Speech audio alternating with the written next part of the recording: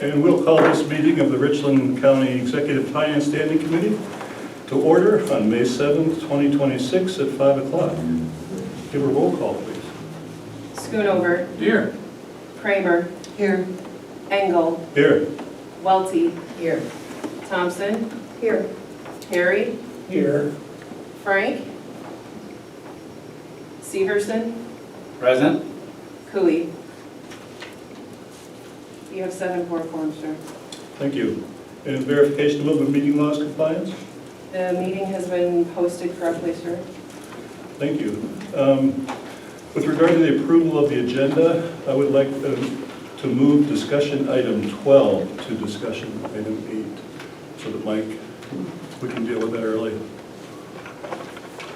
Move for approval I'll second. with the amendment. With the amendment? All in favor, signify by saying aye. Aye. All opposed? A couple things before we start. This is my first meeting, so I welcome your direction and correction and guidance at any point. The kind of meetings I like to chair are ones where all ideas are out on the table, because that's where really, I think, the learning occurs and the change can occur. So I invite every voice all the time, especially those who dissent, because that's where we learn the most, I think. You'll also see me trying to move toward consensus when possible. So just so you know that that's a bias of mine, but I do accept the majority vote. So, with that, we will move to public for approval of the minutes. Any changes or additions? Hearing none, we will say they were approved. And we'll move to public comment. Anybody here wish to provide a public comment? Or anybody online? Public comment.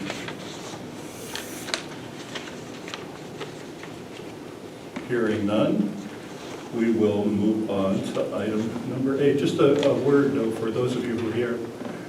It's very difficult for people to hear on Zoom, so we try to keep the one person talking open here, because so that it eliminates the background noise.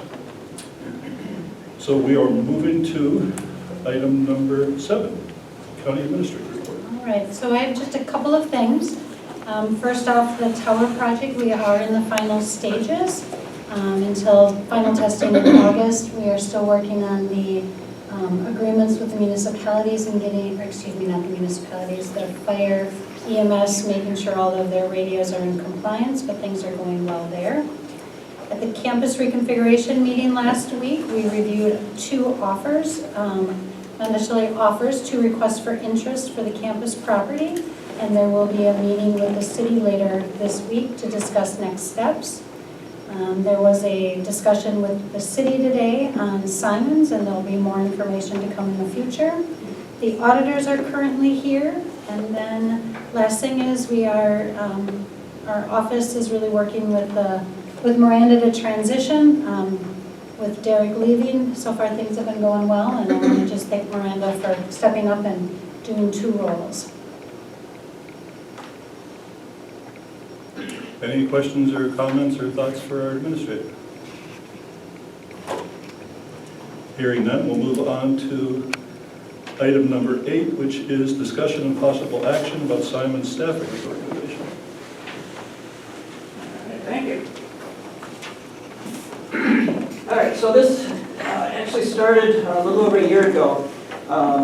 We looked at our staffing at Simons. We wanted to see how we could be more efficient. Obviously, we're trying to be more sustainable, a little more responsible with the support that we do have at Simons. So what we had, so the Simons staffing really hasn't changed since it was Simons initially started back in 1987. Obviously, other things have changed. So we kind of focused on some areas that we thought we really could look at and do a little bit better. So basically, we kind of looked at 3 positions, and so we wanted to focus on number 1. We needed obviously a director of operations to continue to direct the facility, be on-site director, make sure that we're continuing to add new programs, to work with members to keep the facility up and running, to keep capital improvements up and running as well. So we needed a director of operations, but we also felt that we needed to focus more on some outside support, outside partnerships. So that's where we were looking at transitioning one of our positions, one of our 2 administrative positions or management positions, into a director of development.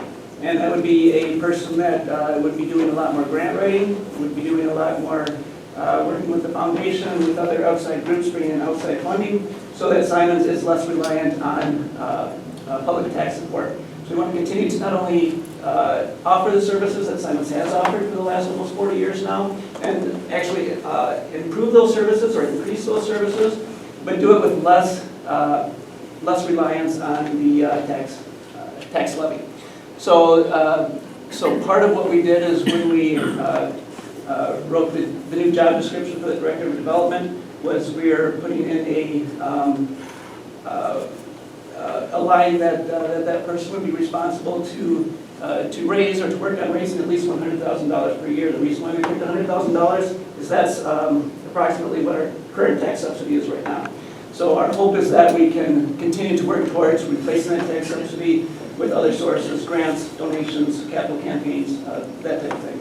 The other thing the Director of Development would do would be working on partnerships, so it's not just about the money. So working with other partners, including the hospital, school districts in the area, health and human services, other programs that we can partner with to improve our services, to improve what we're doing for the community. The third position is a part-time position. It's actually taking an existing part-time front desk person and making them a member services manager.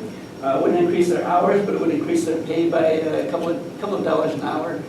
So it would be a minimal addition there. But that's one of the areas that we really had seen that hadn't been really focused on enough in the past, and we wanted to make sure that's focused on more. Our largest source of revenue right now is in our memberships, obviously our membership sales. So we've got about 2,000 members in right now, which is the most we've had since before COVID. So we want to make sure that we continue to retain those members, and we also want to make sure that we're recruiting new members as well, because that memberships is going to continue to be a really important thing for Simons to continue to work towards sustaining itself. So getting member communications out there better, working more with members to make sure we're providing what members want, working with the front desk staff to make sure that we've got an organized staff, and working with the directors to make sure that that we do have a well-run front desk staff, because that's kind of the first thing people see and what most people communicate with when they come in. So these new positions are currently in the budget, so they don't impact the budget. Again, we started working on this about a year ago or so. We started talking with Trish on this last fall. We were kind of waiting to see where the Simon study kind of went before we went any further with it. So the Simon study went through, and then we continued to look at it a little bit more. And I know Trish had sent it into, is it Tessa? Yeah, so she did a review of these positions as well, and she looked at the pay scales and everything. So she had a look at this as well. The Simons Natatorium Board had looked at this a couple of months ago, and did recommend it for approval as well. So now it's on you folks for consideration. Entertain a motion. Rob? Chair. Move, we recommend approval of this to the county board. We have a As second? presented. I'll second. Second. And discussion. We have a number of the increased dollar amount. This might impact the budget. I know that it said that it was included in there, but from the 2025 to 2026, how much of an increase is that? The budget increase from 25 Yeah, to to add these 26. separated positions. You talk about an increase, say, for $1 an hour, so. We had a full-time maintenance position that has been vacant since last July, to last June, when the person left. We haven't filled that. We've been looking we've interviewed a few people, we haven't found anyone that's been able to do it. So what we've been doing is we filled it with one of our current directors, and a couple of our current fitness instructors are doing the cleaning on their time. So we're paying basically part-time people to do the cleaning that a full-time person was doing before. So we're saving that full-time salary. And that's what's funding any of this extra. We're also taking so right now, the way it's set up, the director is set up on scale, I believe it's 15, or on grade 15, and the assistant director is grade 13. The director will be going down to grade 14, and the assistant director will be going up to grade 14, so they'll both be paid at grade 14. Director's going down a grade, assistant director's going up a grade, so that those two are canceling themselves out. So really, the only change is the member services director getting that to about $2 an hour, so a couple $1,000s a year, and that's being funded by having this maintenance position not being filled. And this structure change was not going to increase the current levy that you're currently getting. It's going to stay flat. Correct. Yep, it'll have no impact on the budget at all. Hopefully, it's going to positively affect the budget by having a director of development to bring in more revenues, is our hope. What's the projection on maintenance the next few years? Not saying the dollar amount, but do you think in the next 3 to 5 years that you might need to add a position for maintenance, since you are going to eliminate that in those positions now, or if you're looking for grants, may increase services that you're providing, they may have to look more towards providing the services, more towards the maintenance part of that. Yep, it is possible. We have, like I say, we looked at, and what our hope is that we can get I don't think Simons necessarily needs a full-time maintenance person or full-time cleaning person. I think it's something that we can share with other departments, if it's in the county, or if it's a shared position through another partner, whether it's through the city or the school district. I think there's a position that can be shared that way. But I do think in a couple of years, we probably will want to look at getting someone to do more cleaning, to get that away from some of those part-time people. I think we're going to need to do that. But again, I'm hoping that we're going to have more success in our development through our fundraising efforts in that, so that we'll have more of our own self-sustaining funds to provide for that. I was on the natatorium board for a while, and this is really well thought through, really a good, wise recommendation. Chair Engel, one of the things that we've talked about across the county is it's really hard to get a person to do custodial work and maintenance work. And so we've talked about trying to combine some of the roles, looking at hiring a custodian to cover multiple buildings and a maintenance person to cover multiple buildings instead of having HHS building, the community services building across the way, having a maintenance/custodian. So we're hoping that that's something we can work on more in the future. To try to get better quality staff who can do both duties. Thank you.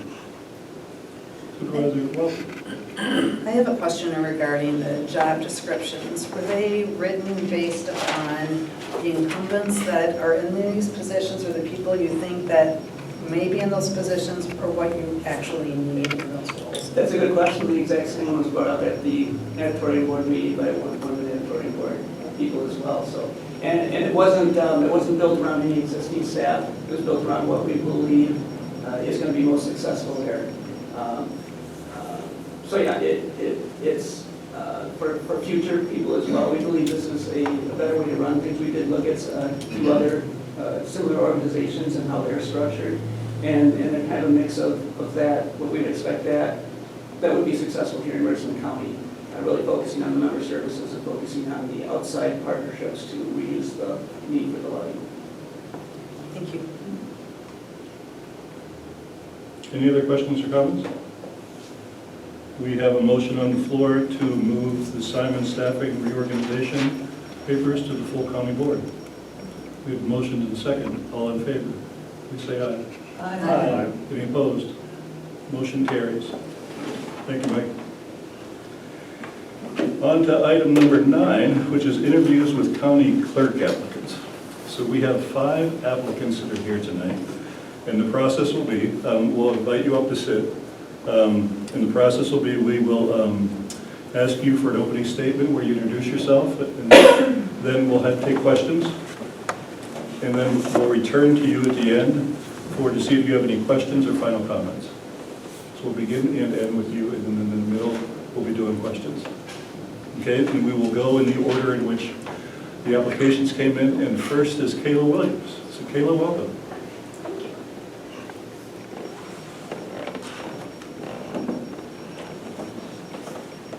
Okay, so I am Kayla Williams. I have been born and raised in Richland Center, graduated from Richland Center High School, went to, did my first 2 years of college out at UW Richland, got my associate's degree.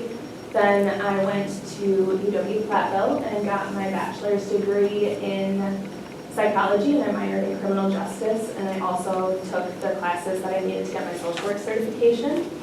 I did that a few years later, but did end up getting my social work state certification.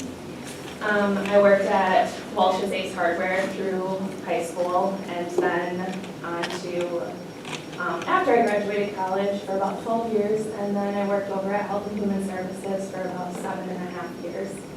After that, I currently work at Children's Hospital of Wisconsin. So I'm a treatment foster care social worker and a licensed treatment level foster homes.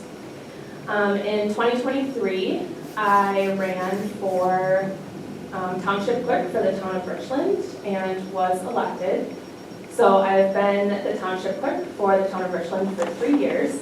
So I do all of the elections, all of the agendas, minutes, all of that for the township. I'm used to posting all that stuff, posting the notices, following timelines. I have worked in the WISVOTE system that they use for elections, so I am familiar with that. And I've worked with the Wisconsin Elections Commission as well. I've had to call them several times for questions.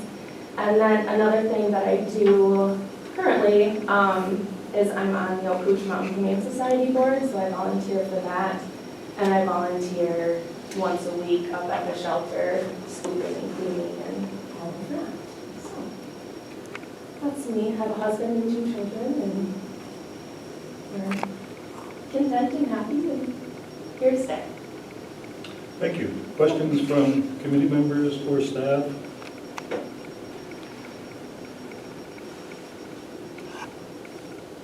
Supervisor Welty. Thank you.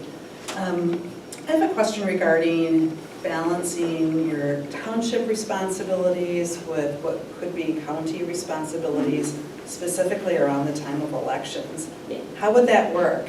So if I am appointed to the county clerk position, I would have to stop doing my township clerk job. So I have found, I've talked to somebody who is interested in potentially taking over.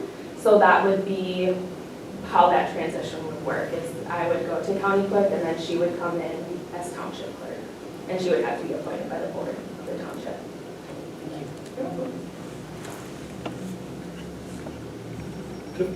What would you say would be your top asset that you could bring to the Richland County Clerk position? I would say I'm very organized. I like everything. I know that there's a lot of lists, and I like to follow kind of lists and checklists and make sure that I have everything. So I'll probably be Can you give us an example of a time where you dealt with a frustrated constituent and how you handled it? Yes. So I used to, when I was a social worker over at Health and Human Services, I worked in child protection. So I was an initial assessment worker, so I was kind of that first person that would go out.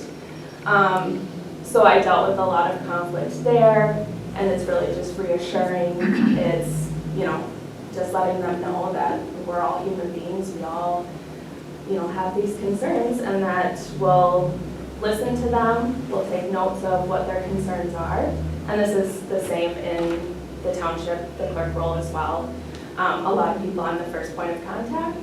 So they'll call me and I just say, yep, let me take down what your concerns are, and then I report back to the board and send it on to the board, and then tend to be that next follow-up person too after I talk to the board. So it's really just reassurance and making sure that they're listened to. Others?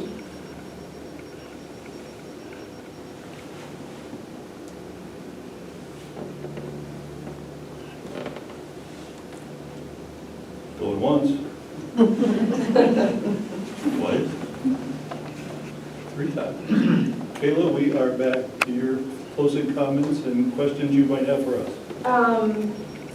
So I just wanted to say that I have been the clerk for 3 years. I've worked in the county previously, so I do have experience with how board meetings are ran and what my responsibility and role would be as a clerk.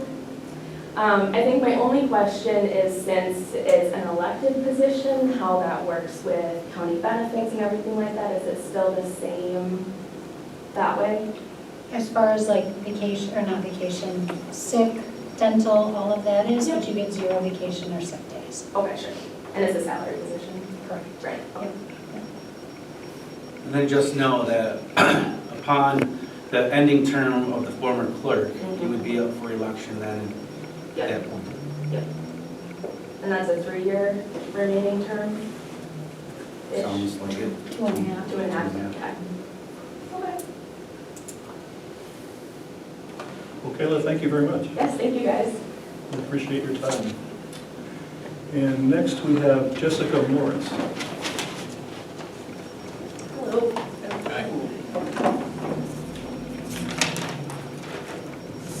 So I'm Jessica Morris. I've been in Richland County my whole life. I'm married with 2 grown children.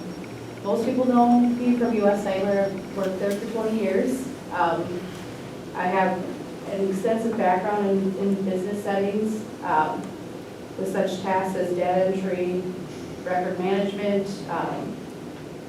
With employees, I've been over 14 employees before, scheduling and corresponding with customers in different departments of the state.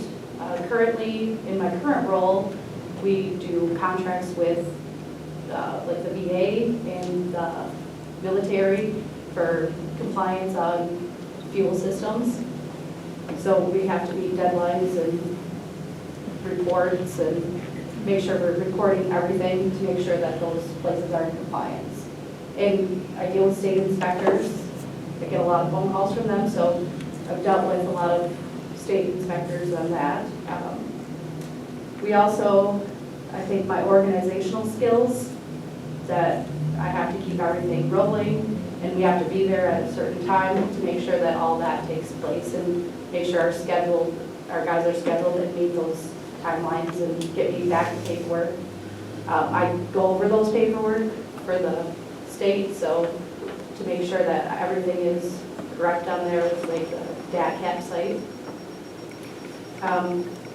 I've worked with multiple spreadsheets, so I'm familiar with spreadsheets and customer lists, and I take care of the scope of work list. I learn new software easily, and I think one of my biggest things is I problem solve easily, or I will find every avenue to make that, to find an answer for whoever needs one, or to find a solution for it. So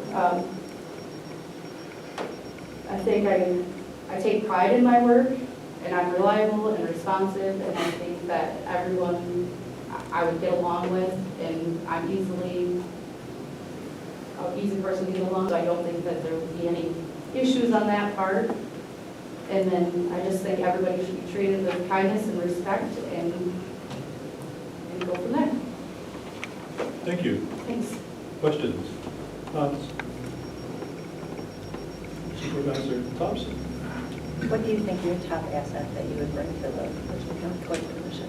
I think would be probably my business background, working with the different agencies, and I do the tax reporting for my husband's business, so I'm familiar with working with the state in that way. So I think with my business background, I think that's probably my biggest thing that would come.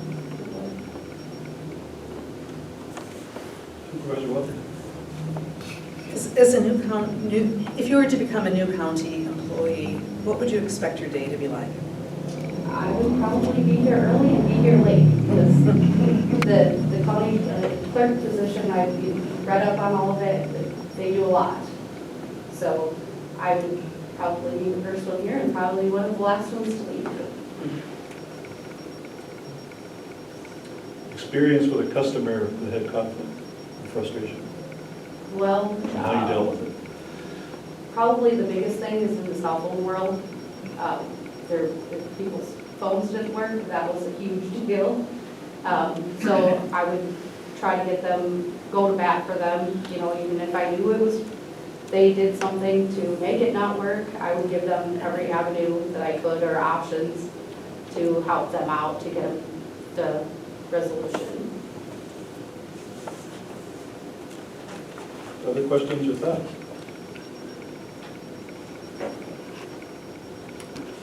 Jessica, we'll return it back to you. I just wanted to thank you guys for giving me the opportunity to come here tonight and tell you about myself, and that I hope that you find one of us that works well. Thank you. Thank you. And next is Jeffrey Harrison. Hello, everybody. All right, well, I'll start with the personal stuff, and then I can go into the CV material. So I am married. My wife is actually just retiring here soon. She's been in the Army for 27 years, so she's retiring, which is nice. My son is going to be a freshman in high school, and my daughter is going to be a senior in high school, so it's been a long time. We have also a farm up by Yuba where I traditionally raise whatever is most expensive and worth the least.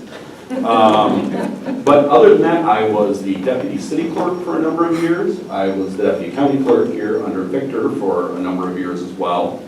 In fact, Eric was my replacement in that role. After that, I left that position to become the deputy director of finance for the city of La Crosse, where we implemented, at the time it was about a $75 million budget, and rolled that out.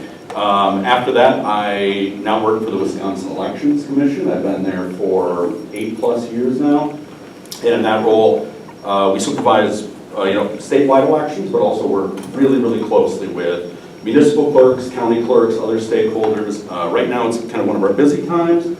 As you know, there's an election coming up, as there always seems to be. And especially for the assembly and state, so we're going to have about 400 different candidates come in and file papers with us. But I primarily deal with the WISPO side of things, which is the statewide voter database. I'm also heavily involved in training. In fact, I travel all over the state training clerks and election inspectors. I'm also the head of the absentee team lead. I am the absentee team lead. And the Badger Book team lead, so if anyone lives in Richland Center, you voted on the Badger Books over there. Your mileage might vary with that. Grew that program from 8 municipalities when I started to about 425 now, which seems like a drop in the bucket given there's 1,850 municipalities, but that's about 45% of the state now uses that program. So I have a tremendous amount of experience creating agendas. I have a lot of experience with, like I said, with training, with licensing, and just with the general duties of the clerk's office, which I've done for a long time. So that's kind of my opening statement. I would love to get back into Richland County. I love the work that I do now, but I think it's kind of time to move to something else. So. Thank you. Questions, thoughts? Supervisor Thompson.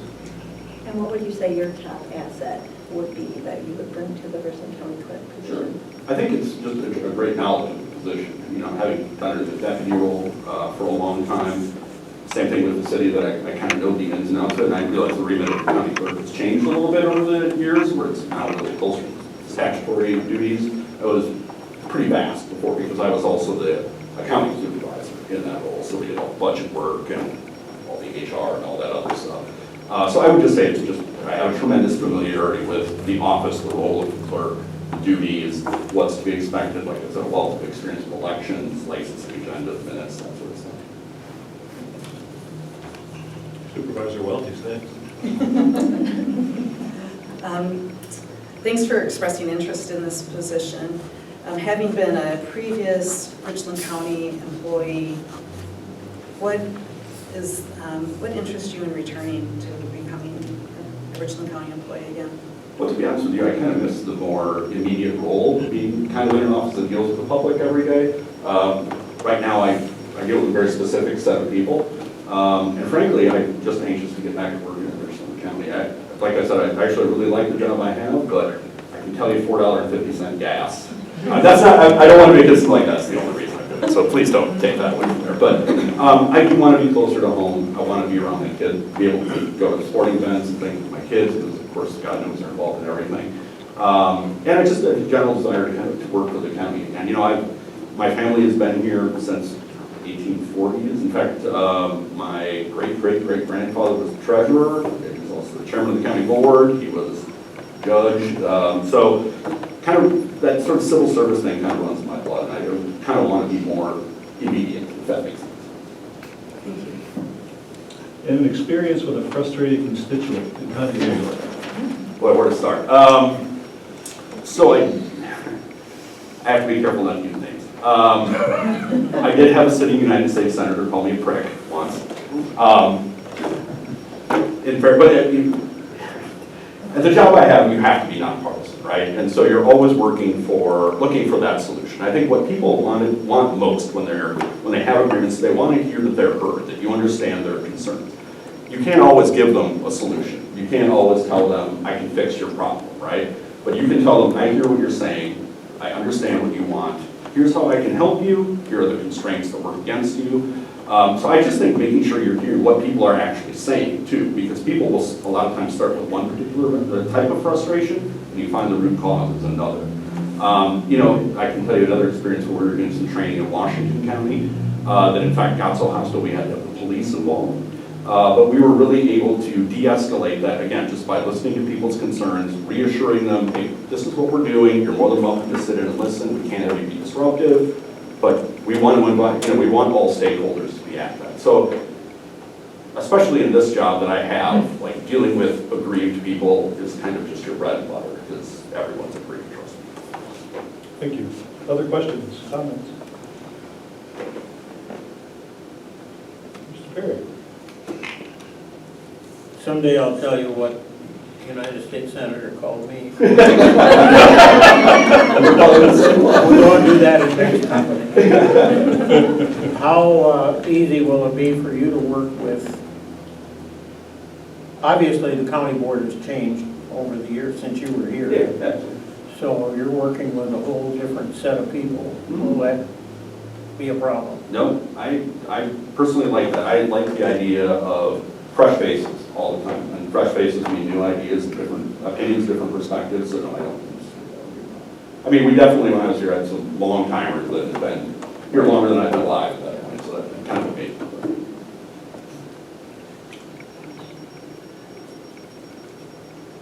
When you were working here last, you were working underneath Victor, and since then, our county government direction has changed to more of an administrator type. How do you feel about that? Because things are different in the county clerk's office now. Absolutely. I actually don't mind more of a shift toward the county clerk's role being more of what's statutory. And I think, you know, for a lot of counties, especially smaller counties, the county clerk becomes, any clerk, even the town clerk, city clerk, becomes the dumping ground for things that they can't shoehorn into other places that don't always fit that well. So I actually don't mind that shift toward keeping the county clerk's office more in line kind of with what statute was constitutionally and statutorily required. But it has changed quite a bit, yeah. It's very.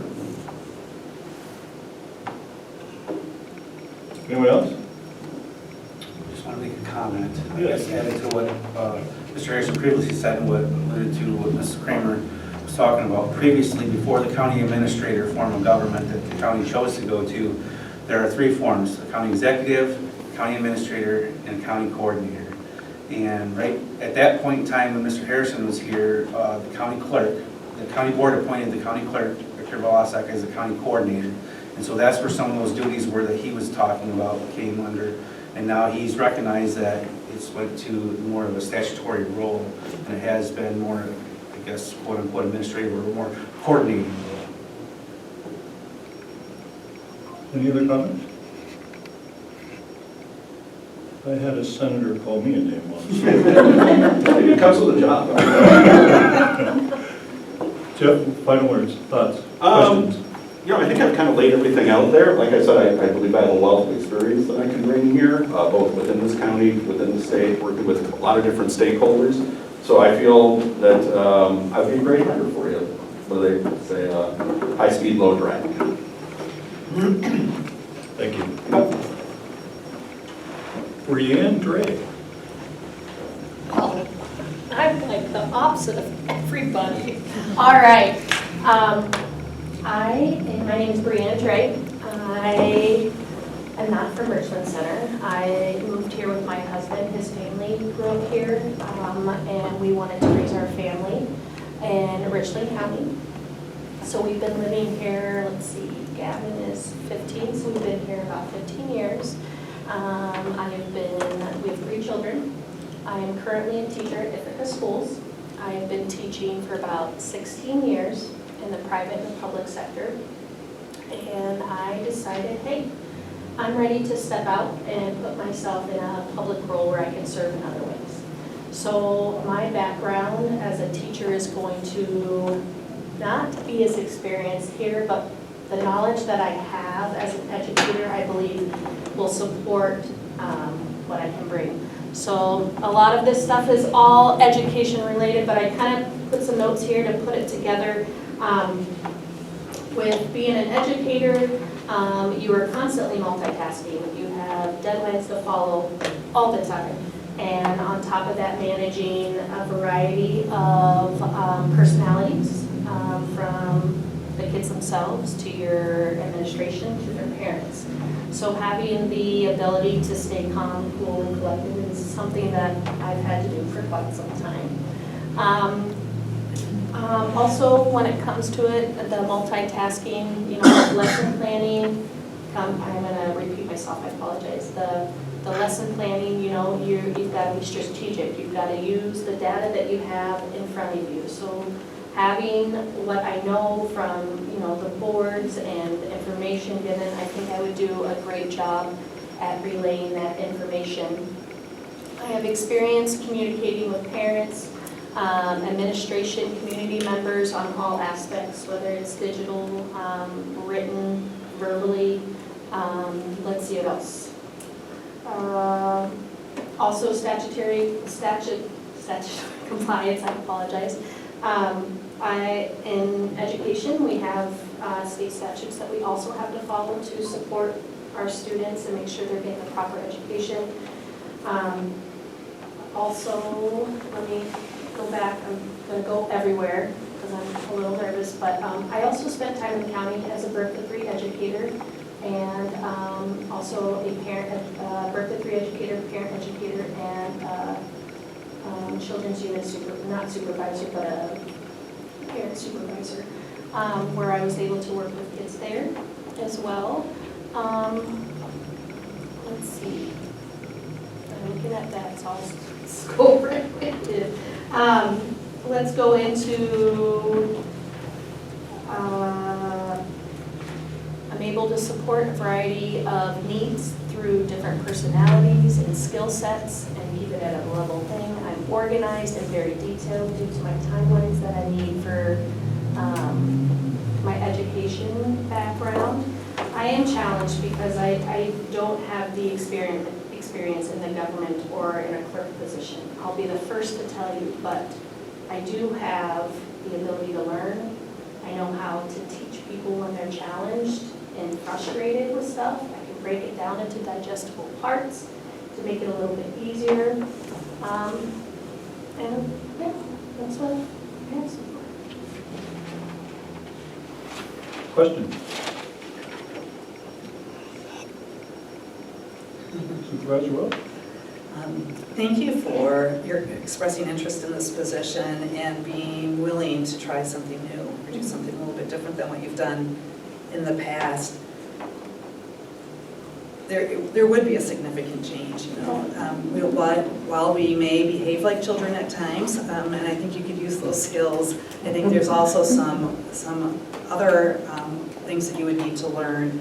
How would you go about learning what you need to do in a very different role from what you've done in the past? I would take the hidden skill sets I have through teaching and apply it to those that are around me that know what they're doing. So, I'm counting on the deputy clerk now to help guide me. using my resources through some of my colleagues that are township clerks, giving the stance of trying my best and do great at note-taking, documenting, keeping things consistent, and asking questions. I'm not going to get it right the first time, but I'll be the first to tell you that I made a mistake and how do we fix it? I mean, I definitely think I could bring that part where I'm very transparent and I have integrity to do what's right. What would you say your top asset that you would bring to benefit the county clerk position? It's kind of rounded. My personality. I'm different, but in a good way. I communicate well, to the exception of being nervous right now. But I feel like I can get to a level with people where they feel like they can relate. They feel safe enough to communicate with me and really be heard without it being, still keeping neutral territory. So I really do think my personality and ability to get along with people would do a really nice job. And I'm a hard worker. How comfortable are you with governmental statutes and legalese? I'll be the first to tell you. I'm comfortable with what I know. I don't know a lot, but I'm very, very comfortable learning and getting to where I need to. So as much as I'd say I'm comfortable, I'm kind of sitting in a spot where I think these amazing people so far, and I'm like, oh boy, all right, what can I do to provide? And that's what I can provide. Honesty, learning. Other questions, comments? Brianne, what are yours for questions and final comments? All I can say is that I don't have the experience in the government position other than being a student council supervisor for a couple of years.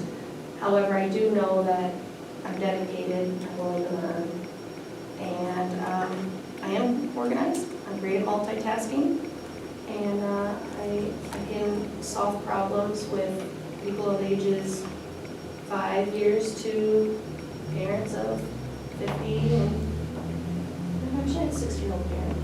And I've also had kindergarten say things that I shouldn't share either. Questionable words, yes. Brianne, thank you. Thank you guys. Thank you for the time and the experience. So I appreciate it. And next we have Jane Knudsen.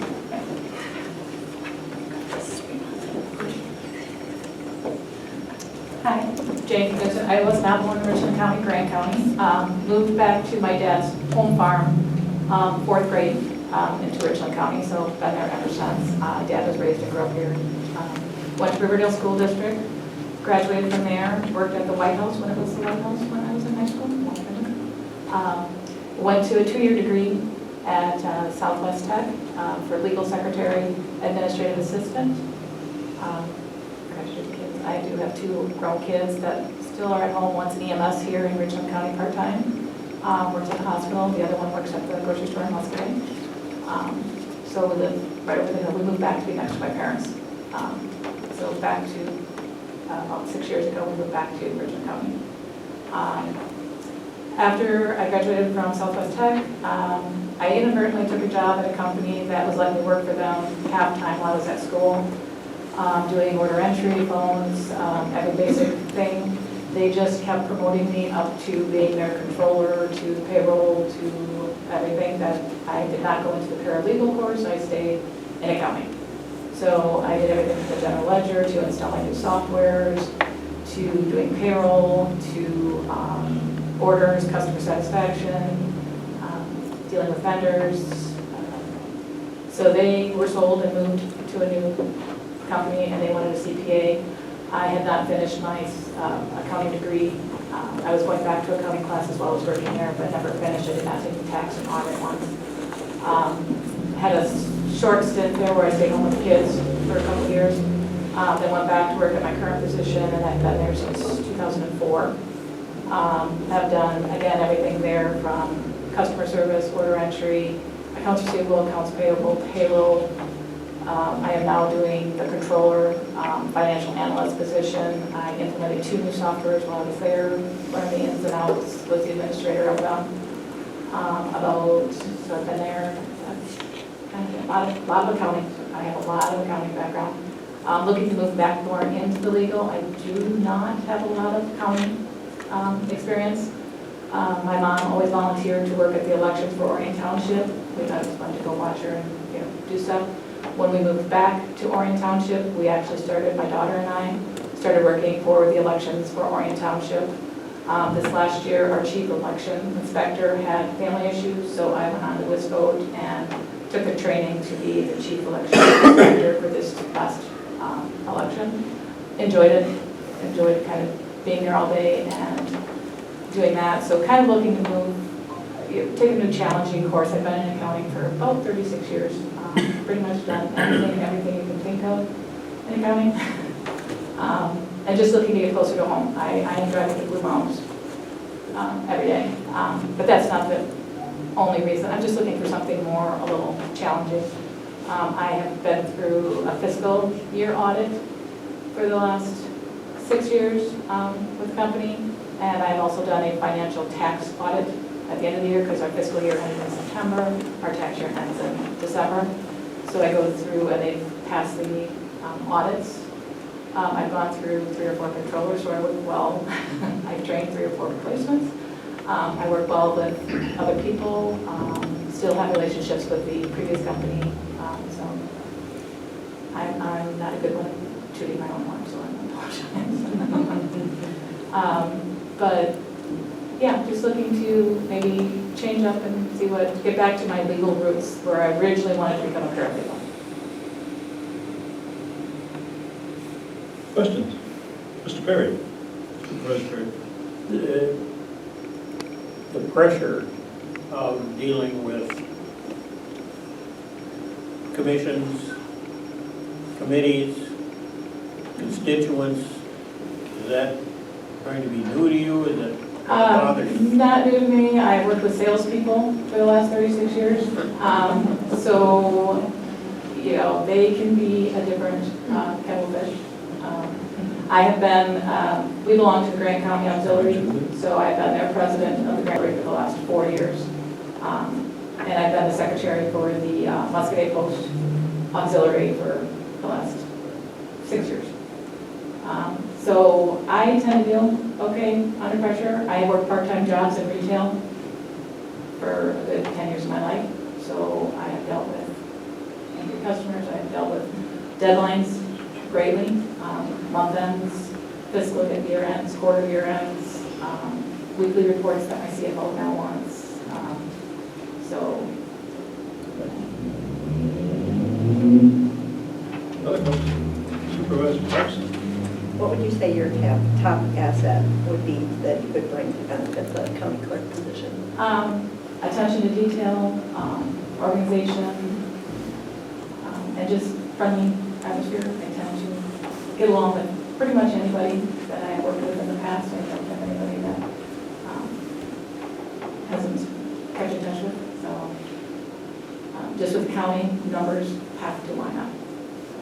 Assets, appreciation, long-term investment. So attention to detail.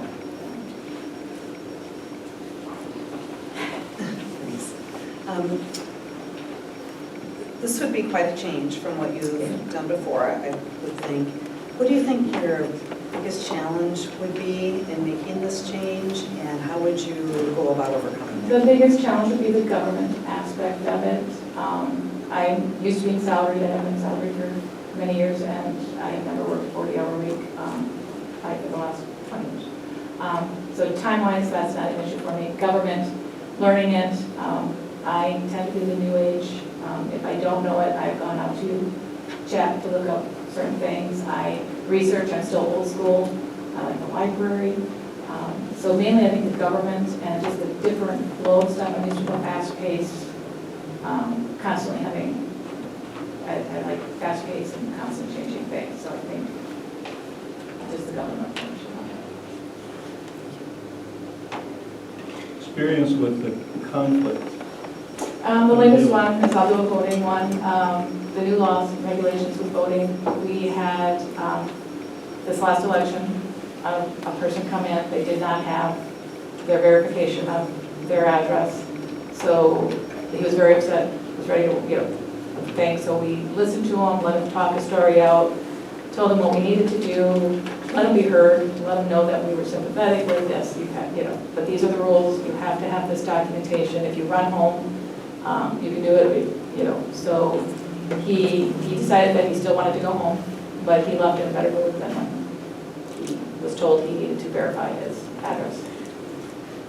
Thank you. It's just making sure that you hear him out, you're sympathetic to him, and get back to him with the result. Don't let it hang.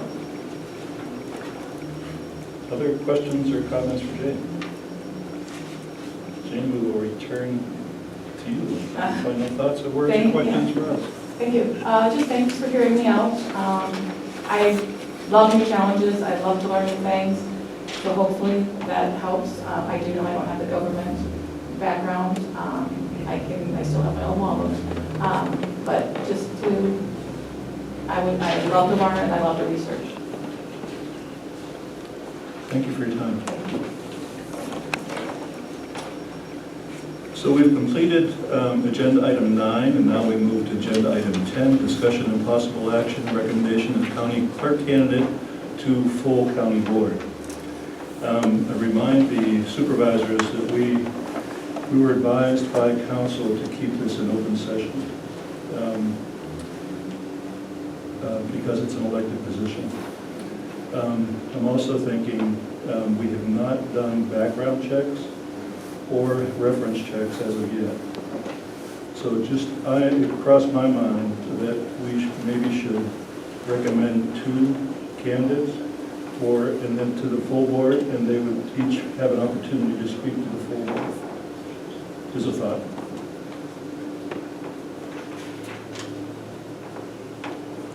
Just to keep it open. But, so the chair will entertain motions. Recommendations. My thought process on county, I haven't talked with council at this or consulted with you or other board members, but I thought that it would be nice during the county board meeting that if the recommendations come out here with a person that was suggested through committee, that also the other candidates would be given an opportunity just to speak. So all 5? Well, I would think that the committee, since we did do the interview process and learned and studied and came up to that more, but out of given everybody that applied, all those supervisors are not here, and it's ultimately the board's decision to make on this, and since they're not here, at least give the other candidates an opportunity to express their interest too, but know that there might be a recommendation from the Executive and Finance Committee on that. My thought process, but I'm open to other thoughts. I welcome that, and you've heard 2 views. Yes. On the other hand, this committee is assigned with this type of function, and make a recommendation to the full board. That's correct. My only concern with that is we have not done background checks or the references. Just a response to that. So how can we handle this then if those are 2 pretty key items that we should be looking into? Correct. Before we nominate anybody?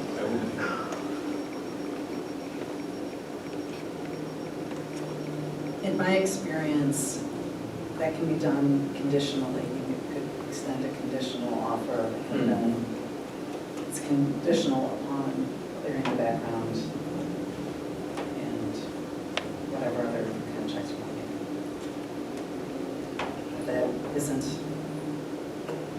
That doesn't have to hold up the process. Okay. I was going to say, we could recommend 2 to the board and have those 2 have to be background checked. And if for some reason that the background check comes back bad, then maybe we could look at a third, maybe go on down and come back and say, well, let's try this individual. That way the process, like Ms. Welty said, we don't have to slow it down. We do not have a motion on the floor. We have perspectives shared.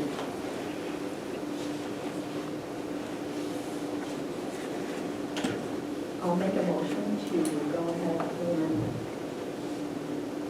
pick 2 candidates and with the condition of background checks and the other things mentioned to be checked out in the time and after we recommended to the board. So we have a motion to recommend 2 candidates for the county board with the checks going on simultaneously. Is there a second? I will second. Any further discussion on that? Or the 2 candidates. But once we decide this, we can then move to that.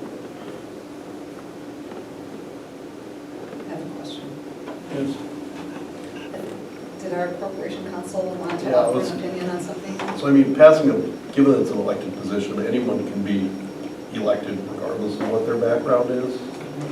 So, while I guess you could give a conditional recommendation, passing a background check is not a requirement. That's obvious.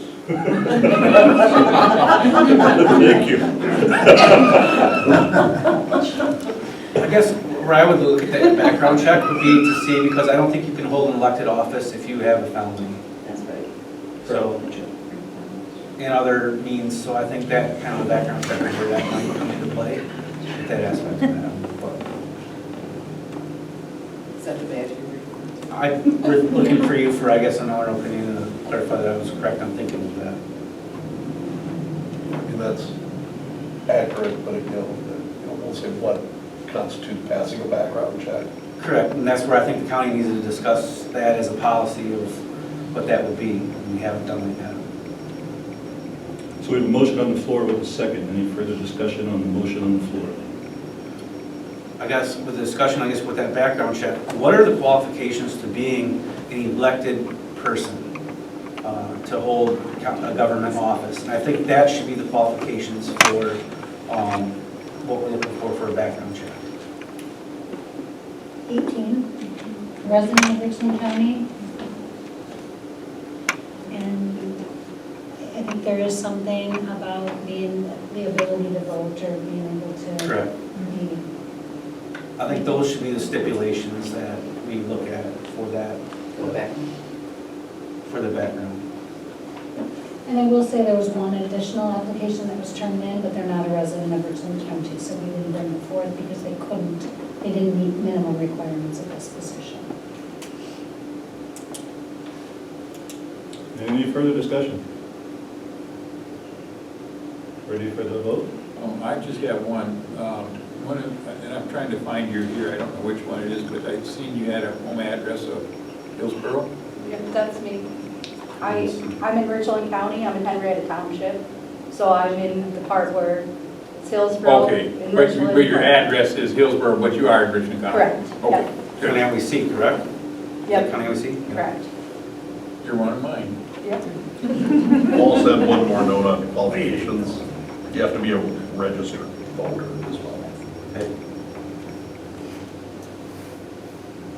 So if we restate the motion is to recommend 2 candidates to county board with the process followed that Carrie mentioned about the checks. All in favor signify by saying aye. Aye. All opposed?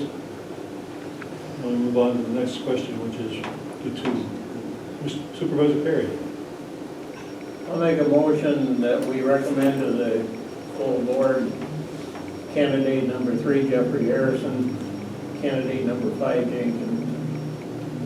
I'll second that. So it's been motioned and seconded that we recommend Jeffrey Harrison and Jane Knudsen. Any discussion?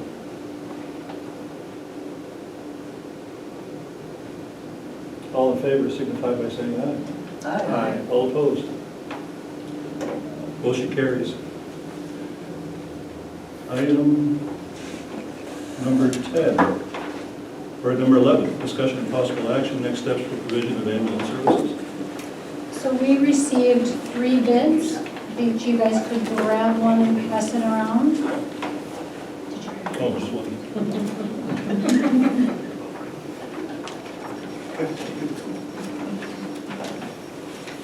So the 3 bids were from Gunderson, from Ryan Brothers, and from Lifestar. Gunderson's bid for a 5-year contract was $212,000 per year. Lifestar's was $404,000 per year, with the potential of a, I believe they listed as like a cost of living increase. And then Ryan Brothers was $938,000. I just want to make sure I have that correct.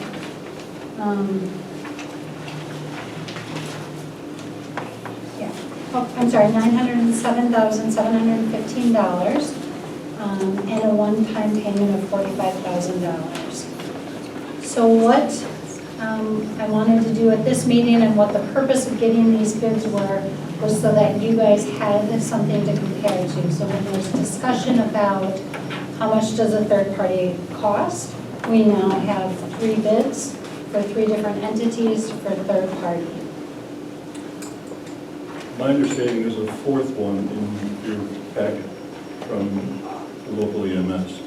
So Correct. our service did provide also provided a packet or a bid alternative with their numbers, not with our finance director's numbers. So that is also in there as another option that's out there. So we're looking at 4, that 5 with ours. 5 with ours? 5.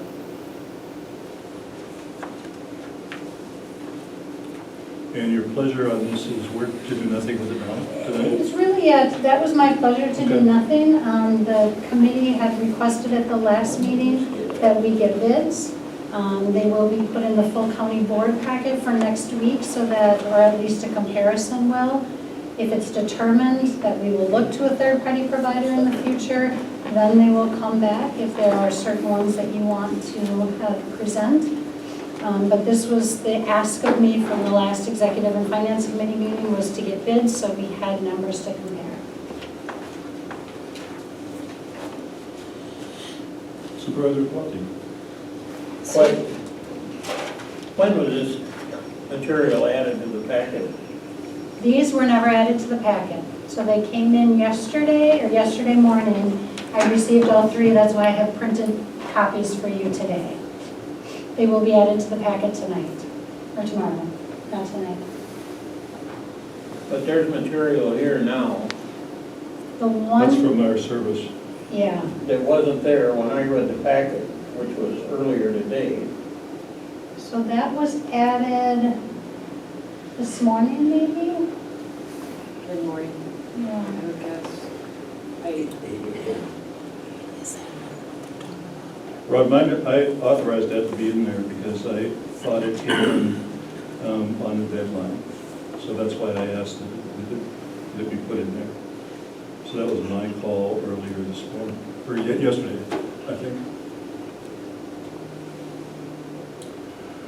The other question on this that I have is whether this topic, we should talk about the tax levy as well tonight. Okay. Right? Because there's 2 things we will talk about. One is the tax levy, to fund it, and then what to do with it once we have it there. Or if we, depending on how you want to do that. Could I ask a question about the proposals before we move to a new Sure. topic? So 3 were distributed. Sounds like there's a 4th one that's been added to the packet that I wasn't aware that something got added at a late date. But did I hear you say that there's 5? It would be just our service. So like what Leanna presented at the meeting on the 5th, where she presented the forecasted financials. That would be, so there's two, what the EMS provided is their numbers versus what Leanna, our finance director's numbers, she has provided. So kind of two Forecasting she has views provided. of the one. Of the Okay, same one. all right. Thank you. Fair enough. Okay, does that make sense? Yeah, I was lost there for a moment. All right.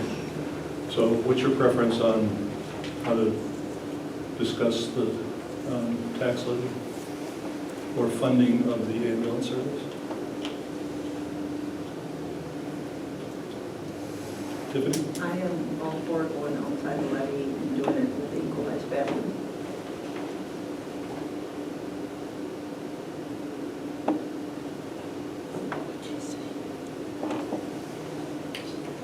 I'll make a motion so that we can get it on the table All right. and have a discussion. I move that we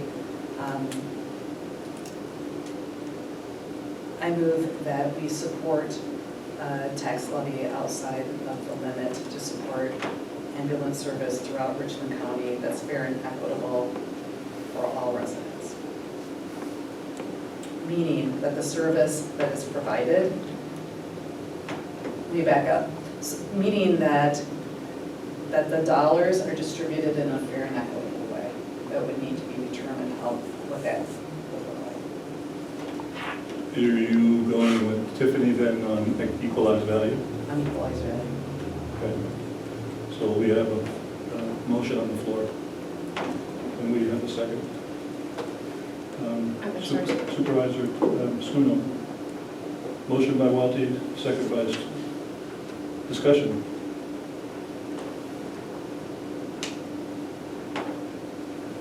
You got the motion written down, Marina? Yes.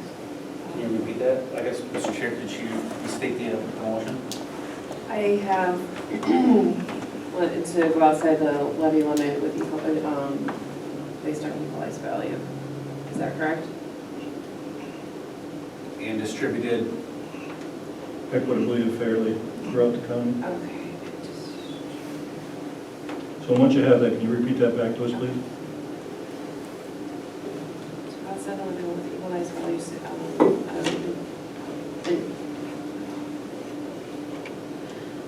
In a fair and equitable way.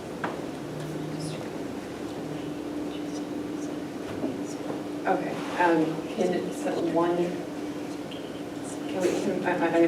don't want to cause a problem. Can we start over from the beginning and state more clearly exactly what you wanted to say?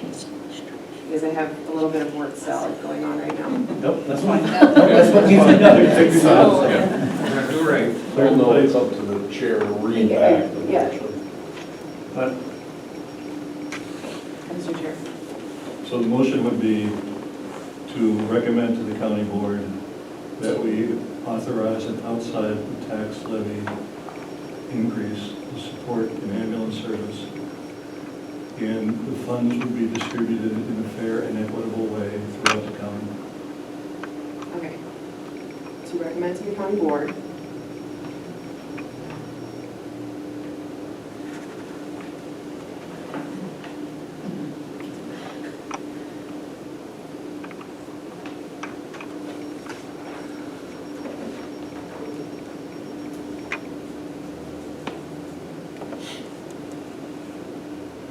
Okay, I have literally written down to recommend to the county board, and then please proceed. I can't write that faster. that's fine.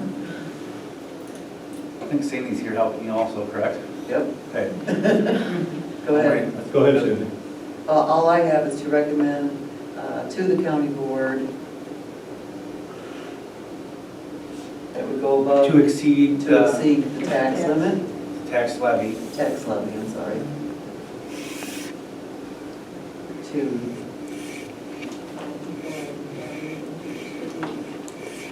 actually, we should say, I shouldn't be saying this, somebody's got to make the motion, because it's Well, being a Okay, collaborative I'll take another effort. attempt. I can make. But outside to exceed the levy limit for EMS service, for countywide EMS service.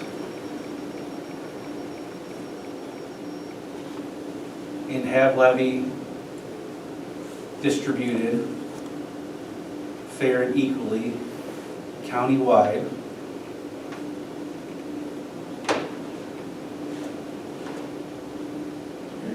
I would The question would substitute be- equitably rather than equally. Okay, that's fine. Equitably. Does that go to a municipality or does that go to an EMS service? With the pending motion, so it's still up to the chair to read it back, whatever it is. Understood. Shirley, why don't you give it a shot again? I didn't write it down, but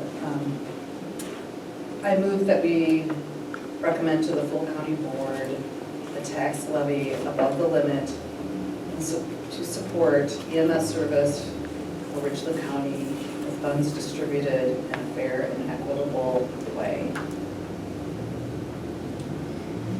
So the motion is to recommend to the county board a tax levy above the limit in order to fund an EMS service, and the funds will be distributed equitably throughout the county. I would also, instead of EMS service, EMS services. EMS services. So again, the recommendation would be that we recommend to the county board a tax levy above the limit in order to fund EMS services, and those funds to be distributed equitably throughout the county. Yes. No? Unequalized? I think it's important that we put that in an equalized value versus the other, because there's two different ways. Okay. So I think it's important that we go. So we recommend to the county board a tax levy above the limit to fund EMS services. Those funds are to be based on equalized value and distributed equitably throughout the county. Fair and equitable. Fair and equitably. Clerk, are you closer? So you got it. It took a half hour, but we got it. It's complicated. It is complicated, but it's really important. And we got time too, so don't Yes. feel rushed. Don't. Recommend to the county board a tax levy above the limit to fund the EMS services, and those funds to be based on Equalized value and distributed equitably and fairly throughout the county. distributed fairly and equitably. I like group thing.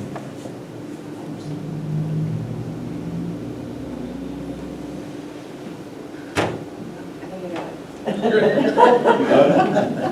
Can you read that back to us, please?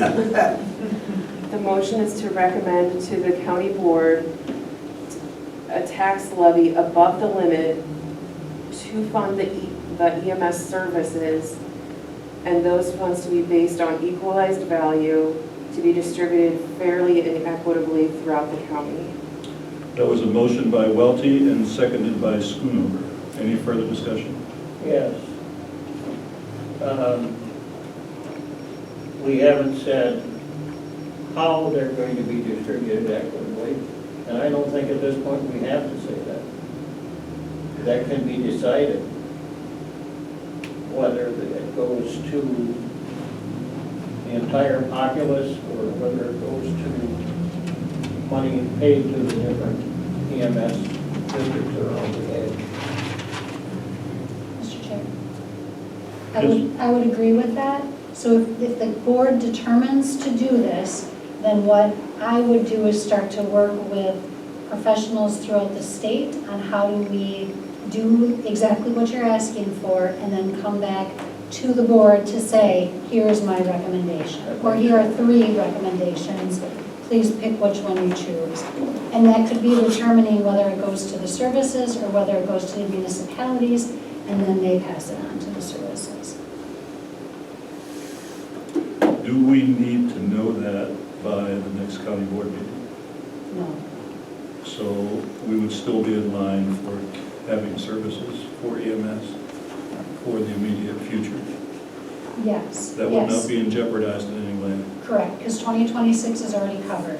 Every municipality has already determined how they're covering ambulance services through 2026. school board needs something in place for 2027.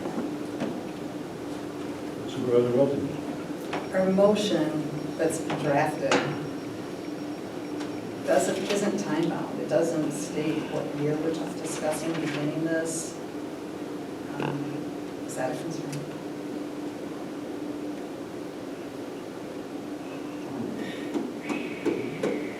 I think it's been stated before in the meeting that it is of a concern because we are going into another budget cycle. And so, our administrator just mentioned that, we're ending services in 2027. And so that leaves EMS open because we don't have that. However, when we start a budgeting process, could we budget? Yes, but now we're putting everything else like in people at strain, I guess, and knowing our fiscal stuff, that's gonna be kind of a little bit difficult, so. I do caution, I guess, the time frame, or somebody would like to put something out there. Question. If a final decision is made by June or July, is that soon enough? I believe so, yeah. By the June or July? Well, I think we need to know by May 19th what direction the county's going in, so that I have a couple of months to work on finding out what that formula is to be the fair and equitable. I understand. But I don't have any intentions of ending any services at the end of this year. It's the funding, the contracts will end at the end of this year. So we need to find that new funding source for 2027. Whether it be continued as is or whether it be we look at doing the countywide.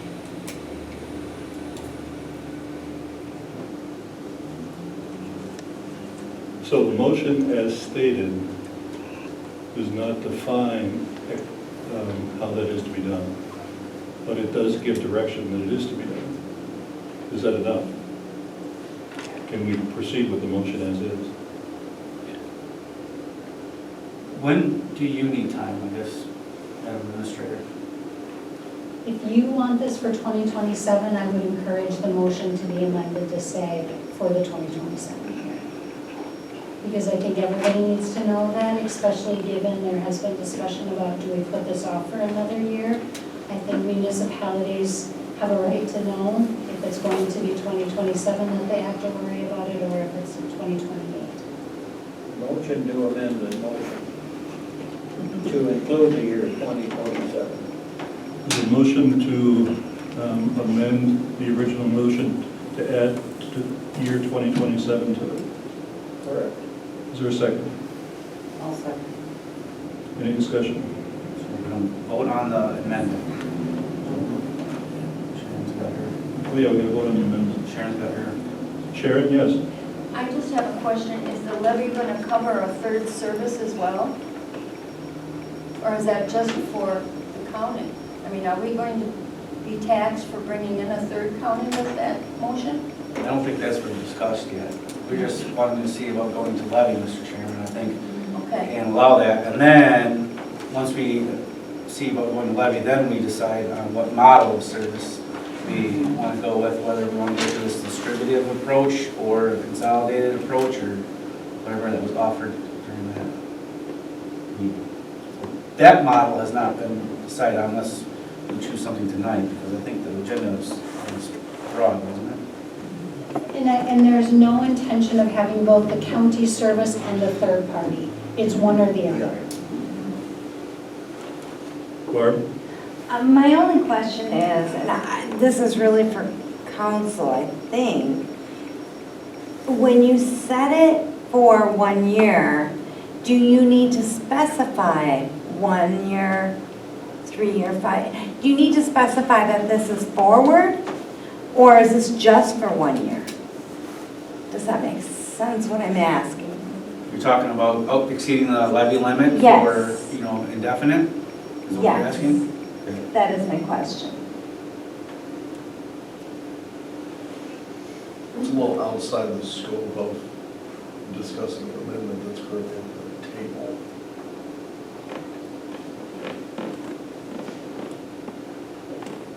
The current amendment is whether to add, or the current discussion is on whether to add 2027 to the prior motion.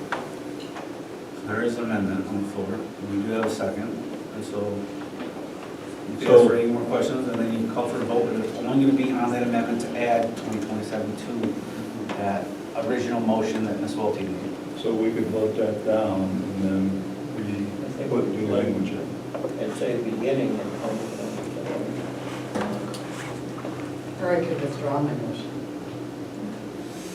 Sorry, but I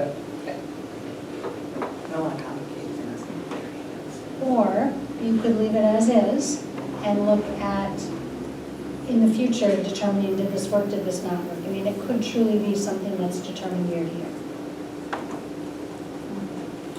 I don't think that's a message we want to send to the public, though.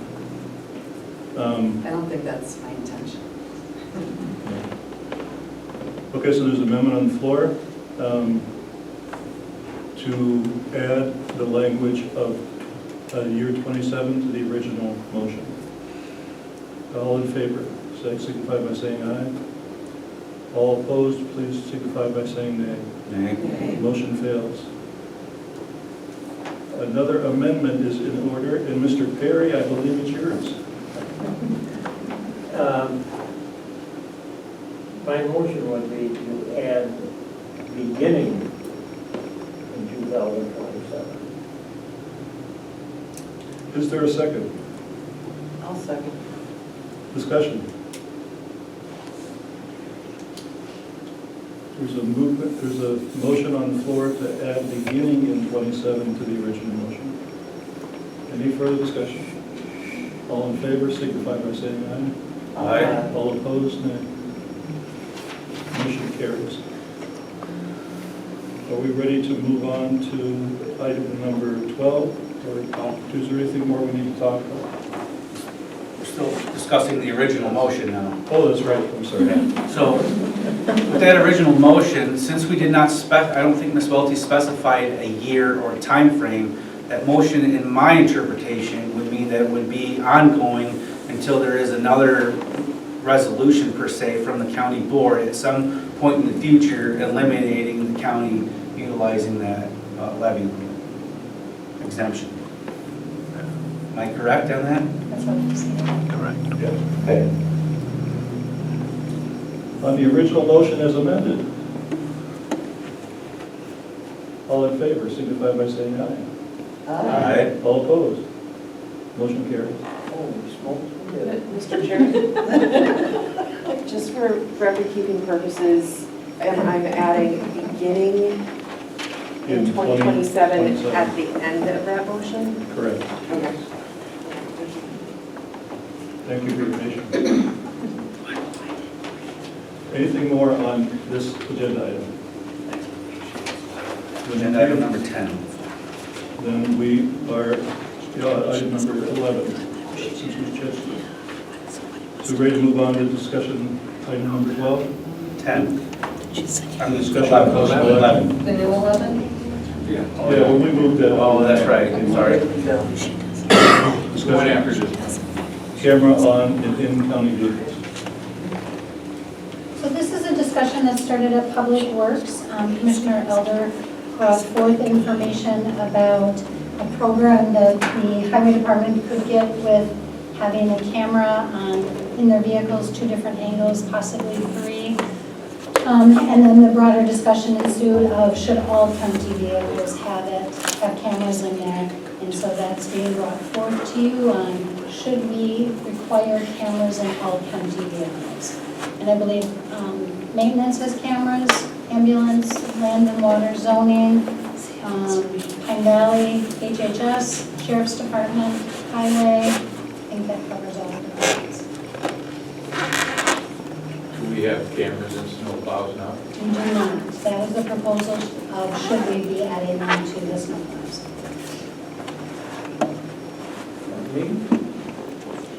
Well, that would be a question if the board is in support of that. I believe that Commissioner Elder could find funding within his budget. Beyond that, right now, we would have to budget it for 2027 to have cameras in all the vehicles, because we wouldn't have the funding available for 2026 to have cameras. And we don't know how much that would cost. It's about $30,000 across the county. Sheriff's Department has their own cameras. I think one difference is the sheriff's department cameras don't run all the time, where the other vehicles' cameras would run all the time. So I think there's questions about, is that required, would we require that? What would that look like? What's the depth of storage that we would have? I believe what Commissioner Elder was looking at is a cloud-based, so we wouldn't have to worry about having it on the server here. But I believe, and I think the sheriff is on, I believe theirs is on a server and not cloud-based. That's correct. Our camera system is on the server, and regarding whether they're recording all the time, they actually are recording all the time. I guess how do I want to say it? They're not recording all the time. They're always active. Once they're activated, they start from 30 seconds prior. So there's a 30-second pre-event recording. So if something were to have happened and we activate the camera, then it's already captured the event in theory. And Josh, you were online. So can you give us your rationale? Yeah, so with given how things go today and what we've seen before in the past with accidents and being able to track where our trucks are at, we decided to really look into doing something like this because there's always the question of, was our driver responsible for an accident? Did they hit a parked car? Did they take out a mailbox? Where is the truck currently at so we can properly manage in the time of a snow event to see where all our drivers are at, how quickly they can respond to a certain area. So, we're just trying to kind of keep up with the times, and when this company came forward, we found that they had been working with all the surrounding counties as well more across the state of Wisconsin, so it's becoming kind of the industry standard. With it, you're not really paying for the material objects, you're actually just paying for the subscription more than anything. So, and then with these cameras, the nice part about them is that they're always active. They're always kind of recording, so given any point in time, like somebody says, oh, you hit my mailbox or you hit my car, we have the ability to go back and pull that footage indefinitely from whatever time frame to see what had actually taken place.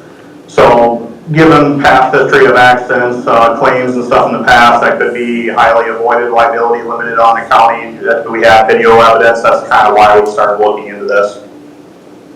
And if you have it in your current budget to do this? We can move some things around and put it into the budget, so yes, we could afford it.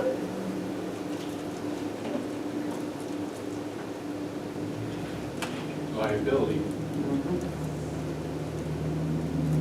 That's how I kind of look at it. When you say, okay, for just highway vehicles, it's 20-some grand. Well, one liability claim that could be unproven that we weren't at fault could cost us a lot more than that.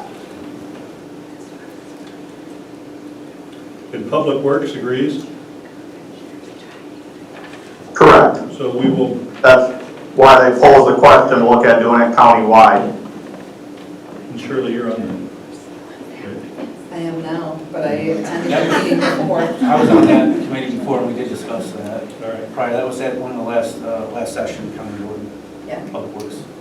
One question I have about this is an ambulance is a county-owned vehicle. Putting in a camera in an ambulance proposes difficulty because of HIPAA.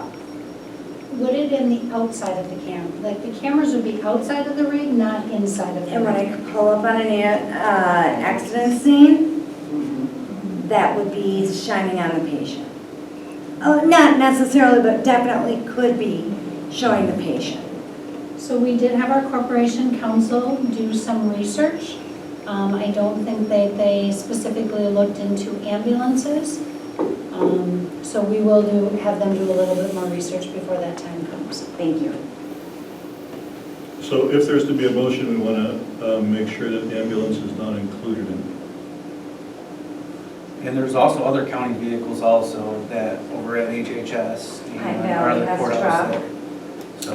And that's where the HHS question came up is they transport individuals to medical appointments, and we got the clear answer that we are okay with That they don't need a camera in But that? the cameras are okay and that is not a HIPAA violation. I'm just saying, like, we're just doing this for the highway department, or are we doing this for all countywide All vehicles? countywide, So, yeah. all So countywide. maybe Mr. Elder, Highway Commissioner, is proposing 30,000 out of his budget for that, but now what's it gonna cost if EMS is allowed to have that? What's it cost for Health and Human Services to install those cameras in that cloud base? Was it for our truck here at the courthouse and conservation office and so So on? for, and I'm just gonna pull this up so I have the correct information. For highway themselves, it's 23,000. For all county, it's about 29. So highway does have the bulk of ours, minus the sheriff's department because they have a different system. Where would the rest of that money between, highways able to absorb that in theirs is where? We wouldn't have it right now to be able to do it. So I would be asking if you want this done to have it be directed for us to build into the 2027 budget. Supervisor Welty. I move that we move forward a resolution to deploy cameras in the highway department plow trucks. Motion on the floor to deploy or authorize cameras in county trucks. Very good. For the highway department. Highway department plow Highway trucks, department trucks. as it's written in the background there. Is there a second? Second. Any discussion? This is just for highway department vehicles, not countywide as of yet. Correct. That's my Correct. motion. All right. That's the intention. I think if there's a second, then we can discuss my motion. Mr. Perry did, didn't he? We did. Yep. I think there's further research that needs to be done on the other departments and where that money would come from before we go wider than that. So the motion on the table is to authorize the county highway department to put cameras in their vehicles as per the plow trucks. So moved and seconded. Well, Mr. Chair. Further discussion? It says, you're saying plow trucks. So there, to me, that's a significant difference between plow trucks and those other trucks that they have driving around. Like they have a semi over there, and they have a couple pickup trucks. Is it? My motion was plow trucks. Okay. Your motion was all trucks? Plow. Plow trucks. So to me, that would be the orange trucks, and I think we have a red one over there. And I've got a couple blue. yeah. Josh, you want to respond to that? What about those other trucks? I would ask that it be looked at for all county vehicles at the highway department. So like we would put them in our administrative vehicles, plus the plow trucks, plus the other pickups, basically anything that's drivable down the road. I have another question. Yes. What about that wheeled excavator you have? That could be done as well. We have to, I can only go so far with what room I would have in the budget, so I don't know if we could afford to do every piece of equipment we have here, but I identify the necessity items as our plow trucks, the administration vehicles, and then the other daily operational, like the pickups and then the semi and so on and so forth, but maybe not all of them to get started. But not like that little excavator and maybe not the tractors, because the tractors do drive from point A to point B along the roadway for mowing operations and other stuff, correct? Correct. All right, I'll amend my motion to deploy cameras in highway department vehicles. And I'll second that, or accept. Any further discussion On the amendment. on the amendment? So we're voting on the amendment. So the amendment is to change that to all county, or all highway department vehicles. Any further discussion? All in favor signify by saying aye. Aye. All opposed? Motion carries. Item number 13, discussion and possible action on cash rounding policy. You didn't vote on the motion. I was gonna say, you gotta vote on the main motion. You're all right. Thank you for your patience tonight. On the main motion, the county clerk, can you read that main motion back to us, please? Okay, I have to deploy cameras in all highway department vehicles.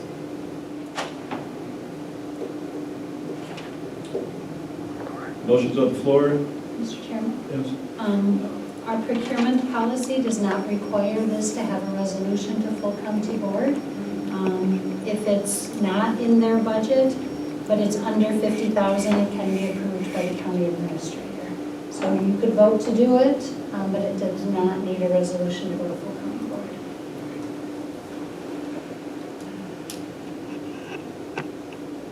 I Can you think withdraw your transparency on the,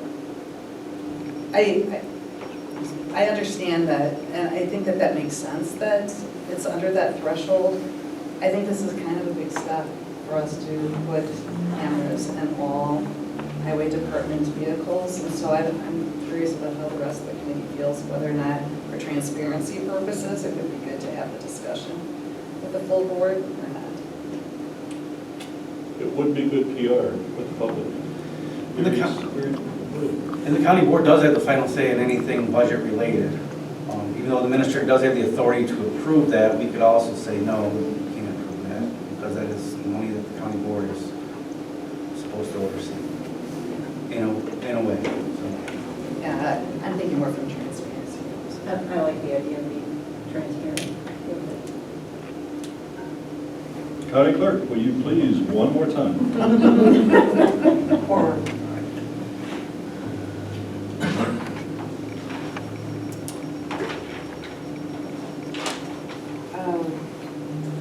I have a motion, there is a motion to deploy cameras in all highway department vehicles.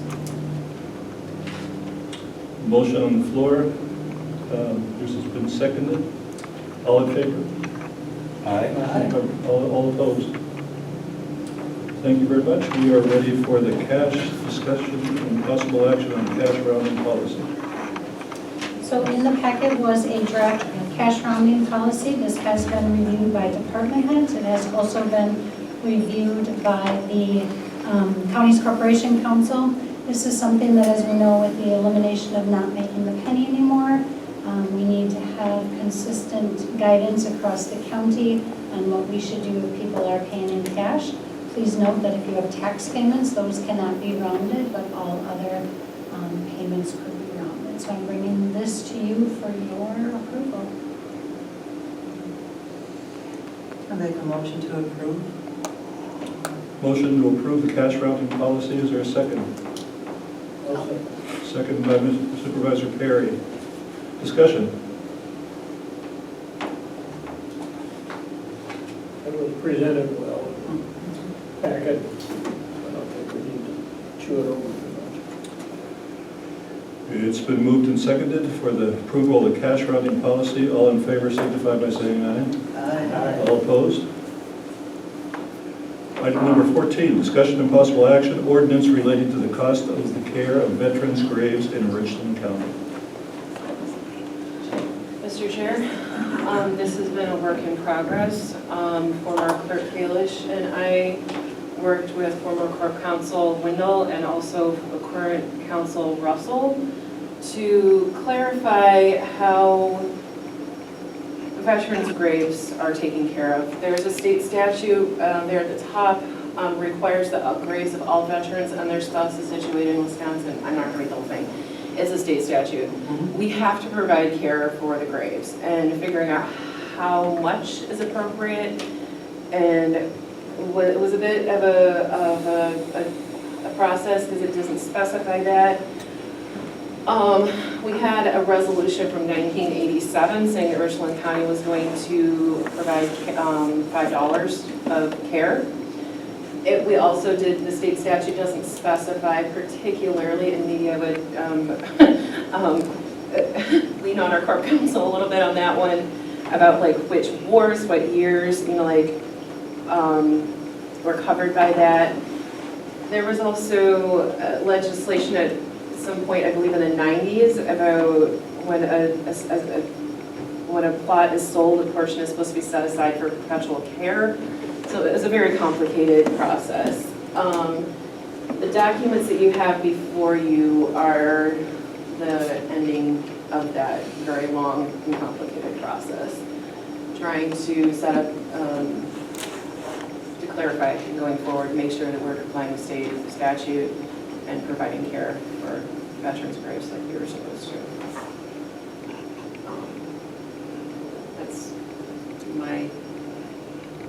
That's what I got. Thank you. Mr. Chair, if I may, if you want to make a motion to this, or we can bring it to the floor to discuss, I can fill you in on some of the things that was questioned. I'll make a motion and bring it to approve the resolution here. We move to approve the resolution. Is there a second? It's an ordinance, isn't it? Yes, Ordinance, it's I'm sorry, ordinance. Second by Supervisor Welty. Discussion. The discussion is, how much care? Well, when this was done, it was $5. Since then, care of cemeteries, as we all know, have gone up substantially. I don't know what the county has in the budget for this, because this was something that I never got involved with, was how much. But I can tell you this, perpetual care are for veterans in World War I back. And what's happening is because the cost has gone up, it's probably because of how much it costs now for the running of the lawnmowers. And if that cemetery, for some reason or another, did not assign perpetual care when they sold the plot to those veterans who were in World War II. But, it's like my plot, I have perpetual care added into that, so I will not get cost for the care of my grave. But that was set up for World War I veterans back. Great. The Rockbridge Town Cemetery is in my backyard. My cousin runs the cemetery, signs plots to people, whatever. Right now, it's slightly over $2,500 a year to mow it. Rockbridge Township funds some of that, most of it, but not all of it. $5 is not enough. This, you said it was 1987 when this first, we signed it. It's time to come across a little bit.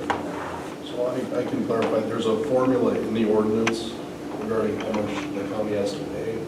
So the cemetery will say what it costs to take care of one grave, and that's basically all the graves divided by their operating expenses. And then the cemetery would receive, based on the amount of veteran graves, that amount per grave as reimbursement. And if they don't provide the form back, then it's $5. Now, I will say, in the township, we've had some questions, do we really, should we be funding that mowing expense? And the officers of the township, I just say, when do you want to start running the cemetery? Because that's what's going to happen. If they aren't adequately funded, pretty soon we won't find anybody to run these cemeteries. We do 2 at 5 points, and one of them has Civil War veterans. Yeah, we do too. I do think that there is a statute, though, that does specify that townships are responsible for the cemeteries, regardless if there's not an association or anything for the care of that. So that does fall back on, like EMS, townships are providing EMS. I do think that there is wording that allow townships that, or they shall take care of the cemeteries. And I think that's where they come into where the townships are, strapped for money, and they're like, we'll give you a little bit, but not 100% of it. If you can keep your operation going, we'll subsidize you a little bit. But I think in the end, think there's some legislation or statutes that say that they have to take care of cemeteries in the absence of an association or And caretaker. the same thing goes for your plots that are out in the middle of nowhere. We have a Derrickson plot that is out on the road you turn up to go to Oakwood Fruit Farm. You look to the right, there's a field. In the middle of that field is a tree. And where down below that tree is where Mr. Derrickson is buried. And he is a Spanish American or something like that. Now, I used to go out there every year and give him his flag. But between the Veterans Service Office and the previous CVSO before me, took care of the marker, I took care of getting the right flag holder. But the last time I went out there to visit this gentleman's grave, I think the township had taken it upon themselves. They now have a wrought iron fence around this tree and where he supposedly is buried. The marker and the flag holder are still outside of the wrought iron fence, but it's all cleaned up. Before it was full of burdock and weeds, but it's really cleaned up since then. So I believe that the township took care of that, because your Civil War vets, Spanish American vets, there's no family left. I'm sorry to say so. And I think this is where this came in to begin with, because there's a lot of World War I veterans and Civil War veterans that there's no family left to take care of the grave. Any further discussion? I was kind of blown away by the number of pages of cemeteries I went through when I looked at.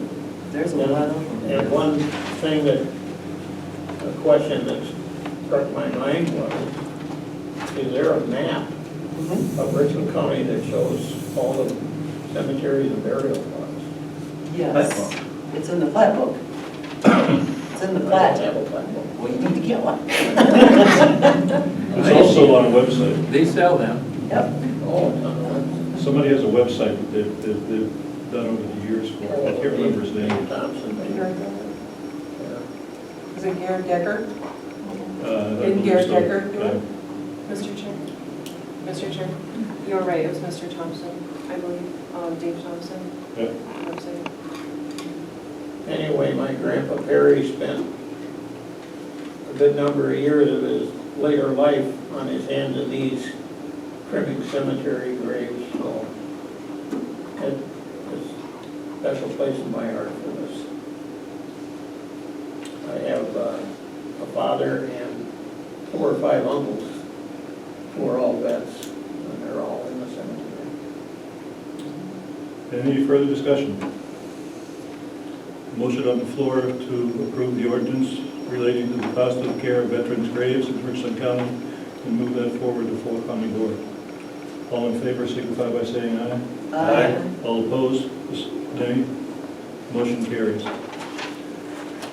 Item 15, discussion and possible action, resolution to rescind resolution number 2584, which I believe is designates the county clerk as the Backup county backup for the administrator. county administrator. Motion You want to speak to this?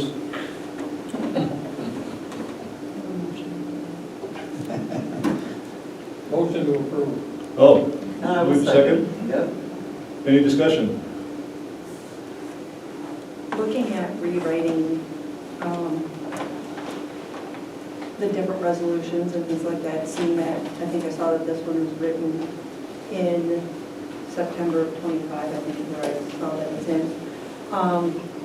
When you're writing these resolutions, you're writing them not for the here, now, present, you're writing them also for the future, for the advancement of the county and things like that. And I think when you start looking at a person, writing it for a person, you get on a real slippery slope on that.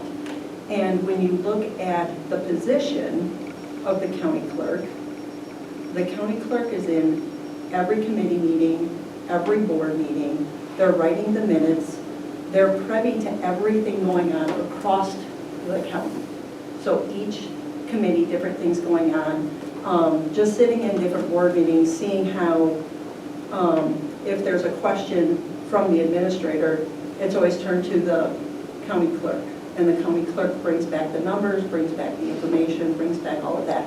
So I feel the county clerk is a very good position to be as the backup to the administrator, and not going outside that, because if you start going to a certain other position, even if it's health and human services or something like that, they know what's going on in their area, but not across all the other platforms, where the county clerk is sitting in the meetings, is writing the minutes, is getting that information, and I feel they're privy to all of what's going on across the board. So I would make a motion of keeping this resolution and not rescinding it. Mr. Chairman, may I respond? Yes, you may.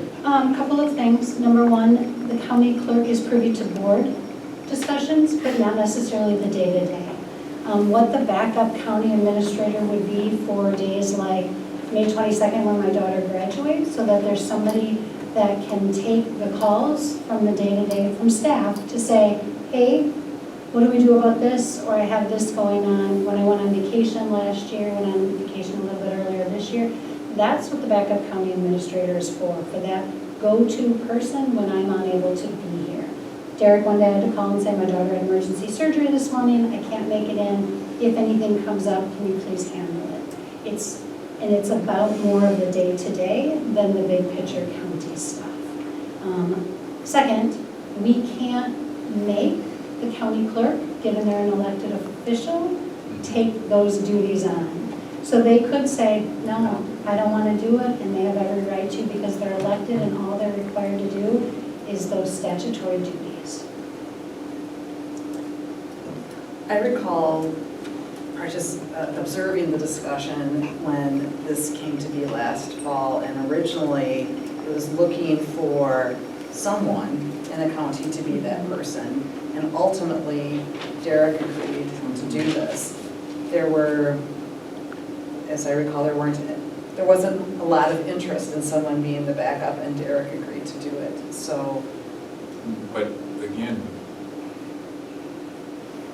you're looking at an individual where you should have a policy of some kind, because, okay, Derek did want to do it, how about the next clerk that may not want to be there? And that's where, I had originally brought forth a proposal of who that should be, and was asked to rescind that and to put it, just rescinding the original resolution and moving forward. I need this position to be somebody that I can work well with, that I can trust when I say, here's kind of what might come up. Can you let me know? Otherwise, can you just handle these things in my absence? 97% of the time that I needed somebody to back me up, nothing was needed. One time, Derek called me and said, I'm really, really sorry to bug you, but here's what's going on. Can you sign this document later? And I did pull that recommendation. And the reason I pulled that recommendation is I wanted to have a discussion with both these two about what's our bench like in the county in terms of who's out there that could possibly do this. That's very respected as well. So I just wanted to have that conversation. So I'm not against who was recommended, I just want to have this conversation. I don't think the statutes allow for that. No. They don't. Because the county board chair cannot be a county coordinator. They don't. So my thought was to have that conversation soon and then bring a recommendation. We just want to check our leadership base. yeah, and I think it's important that it's someone who is a demonstrated experienced leader who can handle types of decisions that might come up with discretion. And I agree that this resolution should be rescinded because it means, for one, the position is vacant at the moment, and for two, you don't have someone yet in that position. Well, this will be moved on post haste. Yeah, we just need to have that, we haven't had time to have that conversation. So any further discussion? Well, am I lost here, or what position do you recommend to be your backup? I had recommended Josh Elder, the highway commissioner. reason being is, number one, he was the deputy interim administrator when Administrator Pesch left. He has taken on other leadership roles. He's taken on demolition of the buildings at the campus. So we've seen him in the leadership role. I've seen him interact with his peers. I believe he's respected by them when I see that interaction. And so that's why I chose. And he's okay with that? Yes. Yeah, again, we weren't opposed to Josh, we were just saying, hey, let's take a look. Let's see what we got.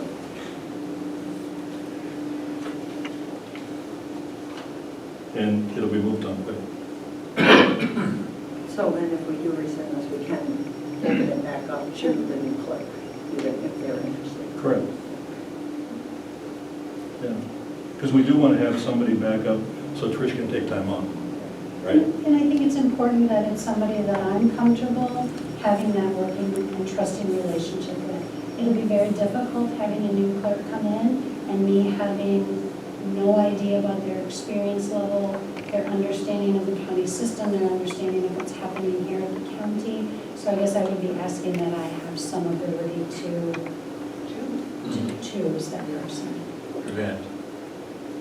Both candidates. We'll talk about that in Tuesday. So any further discussion? Yeah. In the interim though,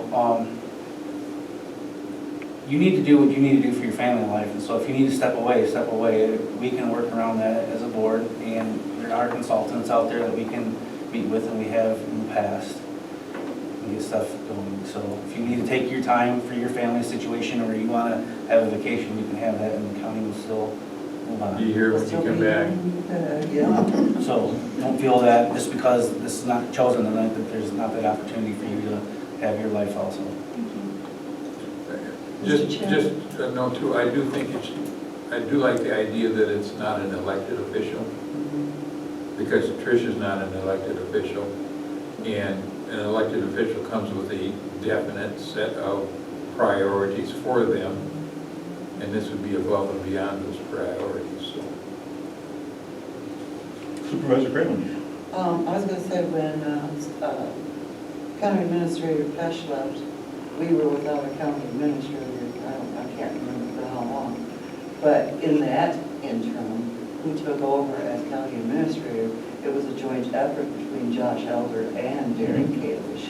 So we had two doing it in case one couldn't be here or the other. So it's not like he hasn't done it before. But Derek is gone, and we don't have the position filled. So I feel that we should rescind this, and then we can visit it later. Any further discussion? All in favor of rescinding resolution number 2584, please signify by saying aye. Aye. Any opposed? Moving on to item 16, discussion of possible action, presentation of the 2027 capital improvement plan. And Leanna is online and will be taking the lead on this.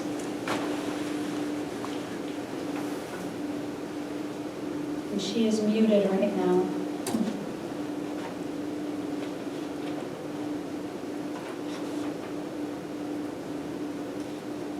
So I will start, just in case she stepped away from her computer for a minute. So we are presenting the 2027 capital improvement plan. As you guys will recall, we had the county facilities committee that has really been working on what does the county facilities need in the big picture. The recommendation from that committee was that we do a couple of loans to accomplish those things. So this would truly just be short-term borrowing. What our proposal is that we do 1.97 million total. So we would do 1.5 to the highway department, 1 million would be for road projects. The $500,000 would be for a plow truck, because we are in a rotation to replace one plow truck a year. Our MIS department would be receiving $230,000, and our sheriff's department would be receiving $240,000. With our MIS, and now I'm not going to be able to remember, I believe it's the replacement of a server. It's a host and servers.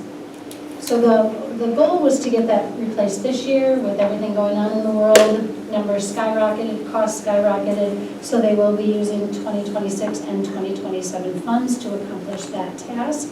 And then the sheriff's department is looking for vehicles and also a metal detector, a portable metal detector for the jail.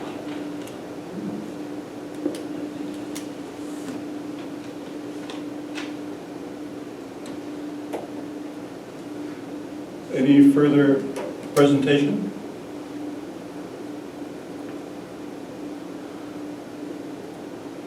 She's not sure how to unmute. I believe across the top there might be. So in our packet, there is a breakdown. Yes. Supervisors, what's your pleasure? I make the motion to approve. We have a second.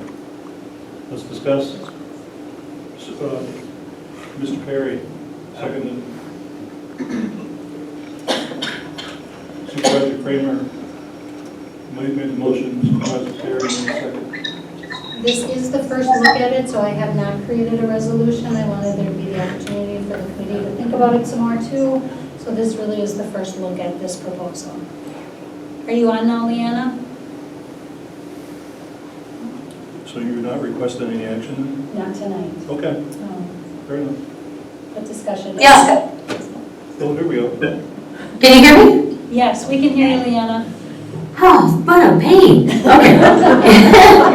I usually am there, so it's not this difficult. So, okay. Can you see my screen? This is, like I said, in the packet already.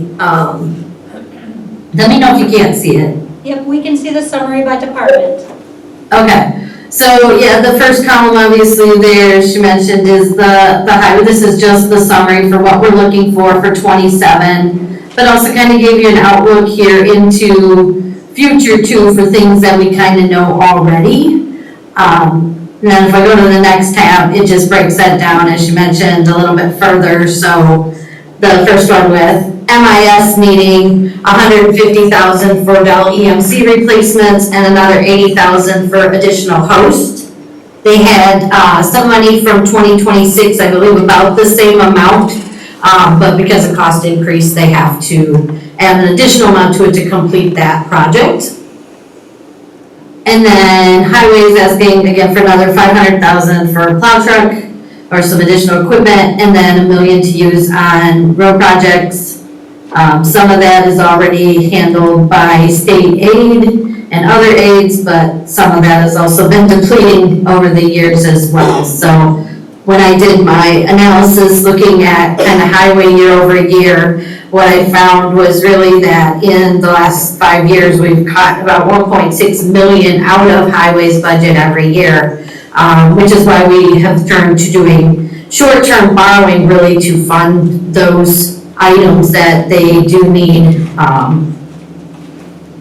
And then the sheriff's department and their new squads, they follow a schedule in terms of what they're looking to replace and when based on mileage and needs. So 240,000 there gets us to 1.97 million for 2027, which is what you see back here. And I just wanted us to continue to try to build this out a little bit so we can be looking to the future. And some of the things, this is mostly equipment. We're looking for anything that has a useful life greater than 1 year. It has to be equipment.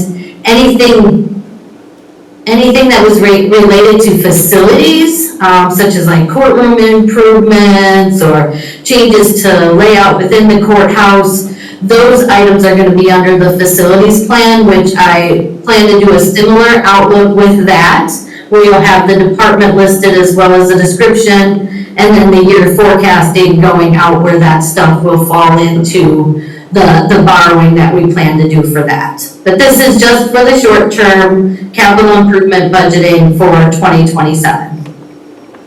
Any questions? Please. I have a question. So the facilities, with the facilities projects that you said you'll be presenting at a later date, would it also be a part of our short-term borrowing, or would it be a different funding mechanism for that? That'll be a different funding mechanism, that'll be under bonds. We've already talked with Carol Worth, who has done a lot of that debt forecasting for us and financing. So we've talked to her about some options on how we can do that, especially as we know we want to be looking to put in a new jail in, I believe it's start 2030, I believe I've heard, and then finish within 2 to 3 years after that. Correct me if I'm wrong, Administrator. No, that's correct. I think their goal was to be moved in by 2031. Okay. Yeah, so really get the ball rolling and start talking about that. So that's why the long-term outlook on all of this short-term borrowing as well as the facilities planning is very critical at this point. So no actions requested tonight? Any further discussion? Just looking at all the numbers, I'm glad there's other funding and stuff for the highways. Obviously, the highway, no matter where it is around, I mean, highways are falling apart. And I know how much it is to do a mile of road. $1 million is not a lot for a highway project. That doesn't get you very far at all. I mean, yes, I wish money were on trees and it was everywhere and, you know, we could take care of everything. So I'm glad there's other funding, but